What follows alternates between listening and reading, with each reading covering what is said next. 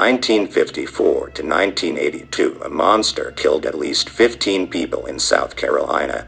However, the killer claimed to have slain over 100 victims during his murderous career. He drove a hearse and bragged about having his own private cemetery. The methods he used to kill include stabbing, shooting, strangling, and even drowning. Sometimes, to add to the physical torture he inflicted on his victims, he would eat their flesh in front of them or even force them to eat it. Donald Henry Gaskins, the meanest man in America, aka PeeWee.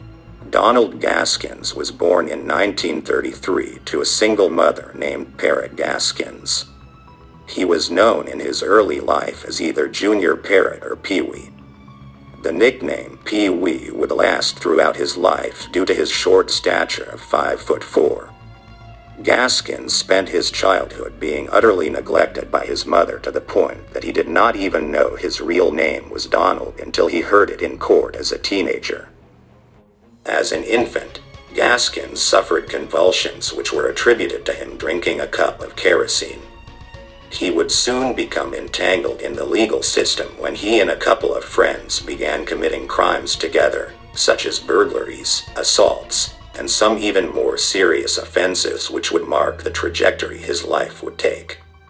This crime spree ended when Gaskins was arrested for attacking a woman with an axe during a burglary. He was sentenced to spend 5 years at the South Carolina Industrial School for White Boys, where he would routinely be sexually assaulted by the older inmates.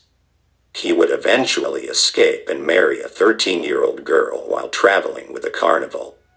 However, before long, Gaskins returned voluntarily to the reformatory to finish his sentence and was released in 1951. After being released from the reformatory, PeeWee returned home to find his mother remarried to a man who would beat him and his brothers just for fun. He held various jobs such as working on a tobacco farm, but soon realized that he could get more money by stealing the tobacco and burning the farm than he could by working the fields. In 1952, he was again arrested, this time for arson and for attempted murder because of his beating a woman in the head with a hammer in the tobacco fires. After being acquitted on the arson and pleading down the attempted murder to assault and battery, PeeWee shouted obscenities at the judge, which caused his 18-month sentence to be swapped for 5 years plus an additional year for contempt of court due to his outburst in court. It was during this sentence that Gaskins would commit his first murder. He was again sexually assaulted behind bars, only this time PeeWee fought back. 9 years were added to a sentence when PeeWee slit the throat of a man who was trying to rape him, but at least he had the respect of the other prisoners. More time was added after a failed escape attempt in 1955. It was during this year that his wife divorced him. PeeWee was finally paroled in Carolina in 1961 with $20 and a bus ticket back to Florence. He returned to burglary as a means of making money and also worked as the driver for a traveling minister. Through this job, he gained access to new neighborhoods and towns to burglarize. Only a year later, PeeWee was charged with statutory rape and fled to North Carolina. While there, he married a 17-year-old who soon turned him into the police for the rape. This time he was sent to Columbia Penitentiary for 6 years. Upon his release, he was filled with hate, racism, and anger. He also complained of a physical pain in his body that could only be soothed by violence. PeeWee's first murder on the outside of prison was committed in 1969 when he tortured and disemboweled a female hitchhiker that he picked up along the road before dumping her body in a swamp. His subsequent murders could be divided into 2 categories.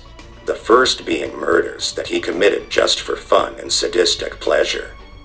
And the second, what he thought of as more serious, were his killings of acquaintances and accomplices to avoid arrest or for personal reasons such as financial gain. PeeWee estimated that he had killed at least 10 people for his pleasure before turning on his acquaintances and family members, though few, if any, of these can be corroborated.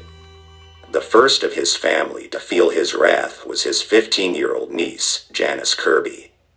He attacked her and her friend, 17-year-old Patricia Alsbrook, in a Sumter trailer park in November 1970. They were raped and beaten to death. He claims he did this because of their drug use, but investigators believe this was simply an excuse. In March of 1971, he used poison to kill a 20-year-old woman named Martha Dix. Some believe he did this because she was carrying his child, but he would claim it was because she had sold drugs to the niece he had murdered. In 1973, he committed the rape and murder of a 23-year-old woman named Doreen Dempsey, who was 8 months pregnant, and her young daughter, who was not even 2 years old. PeeWee would later describe this rape as the most pleasurable experience of his life. These killings were done out of racism, due to Doreen's daughter and unborn baby being biracial. In June 1974, Gaskins used a gun to kill his accomplice Johnny Sellers and his girlfriend, Jessie Judy. Sellers was a 36-year-old man who was a part of a car theft ring with PeeWee. When he asked about the money he was owed from one of their crimes, Gaskins shot him. He then turned the gun onto Sellers' 22-year-old girlfriend, Jessie, for fear she would go to the police about the shooting and car thefts. The next killing was part of a murder-for-hire plot. In 1975, Gaskins slashed the throat of Silas Yates in return for $1,500 from Yates' ex-girlfriend and her husband. In April of 1975, he murdered the estranged wife of one of his accomplices and her boyfriend, who was another of his partners in crime. Dianne Neely was stabbed to death along with her boyfriend Avery Howard. Dianne had threatened to report Gaskins to the police for engaging in obscene acts with minors. Her boyfriend had asked for money to pay for a lawyer after he was arrested for the crimes they committed together, which made PeeWee fearful that he would turn him into police to protect himself. A 13-year-old girl named Kim Gaskins was the next to die at the hands of the depraved killer. He had trafficked her from North Charleston.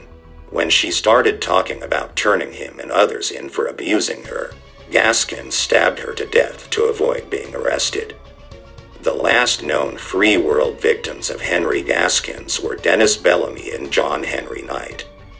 Bellamy was 27 and his half-brother Knight was 15 when they agreed to sell stolen guns to PeeWee. When he never paid the two, they went to his trailer in Prospect, South Carolina, to reclaim the guns. On October 10, 1975, he led them into the woods and shot both of them in the back of the head. PeeWee was yet again arrested in November 1975 after one of his accomplices in the murders, Walter Neely, went to the police about the murders of Dennis Bellamy and John Knight. Walter Neely's estranged wife, Dianne, was another of PeeWee's victims. He turned state's evidence and led detectives to 8 buried victims in the woods. PeeWee was indicted on these murder charges in 1976.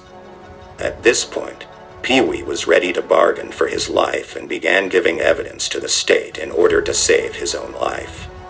Although he could not reveal all of his victims, as some had further bodies buried near them, and PeeWee feared that these bodies would be found and guarantee a place on death row. His efforts failed to save him from the death penalty, and he was sentenced to die on May 24, 1976. In 1976, the Supreme Court declared South Carolina's death penalty unconstitutional, and his sentence was automatically commuted to life in prison. However, in 1978, the death penalty was reinstated in South Carolina, and yet again, Gaskins was forced to bargain for his life. This time he agreed to a 3-day intensive interrogation under the influence of sodium pentothal. This interview revealed the location of 5 more bodies, and in return the state gave him a deal that he would not be executed no matter what for his prior crimes. However, even in prison, PeeWee Gaskins could not contain his violent impulses, and in 1982 he accepted a contract to kill another death row inmate named Randolph Tyner for $2,000. He killed Tyner by using explosives wired to the radio of the inmate, which exploded and killed him. This time there was no alternative for the judge. A family member of the victim, who had arranged the contract, was sentenced to 25 years in prison, but the judge made sure he was eligible for parole after only 30 months. But for PeeWee, the death penalty was the only option. And only 3 months after the trial ended in June 1991, he was executed by electric chair in the Central Correctional Institution in Columbia, South Carolina. From his cell, PeeWee had written his own autobiography, in which he estimated himself to have killed over 100 people. 31 of the murders of accomplices and acquaintances for financial gain or to protect his own freedom. And almost 100 of what he thought of as pleasure killings, which he committed against strangers.